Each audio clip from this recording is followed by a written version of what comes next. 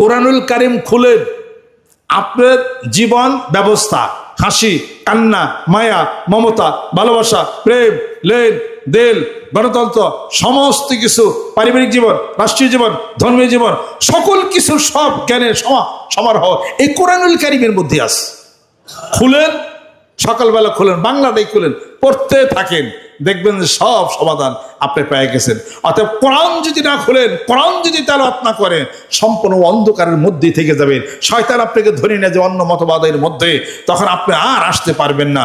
এই কোরআনের কথা বলে, হাদিসের কথা যারা বলে, রূহের কথা বলে, আত্মার কথা বলে, আত্মশুদ্ধির কথা বলে, বায়াতের কথা বলে, মুরিদের কথা বলে, তাকওয়ার কথা বলে, তারপরে শরীয়তের কথা বলে, তরিকতের কথা বলে, হাকিকতের কথা বলে, মানার কথা বলে, জানার কথা বলে, বুঝার কথা বলে, মানবতার কথা বলে, এই লাইনের লোক যারা আছে তাদের মজলিসের মধ্যে বসে বসে আল্লাহ জিকির করে কলমের সেই আত্মশুদ্ধির ব্যবস্থা করতে হবে।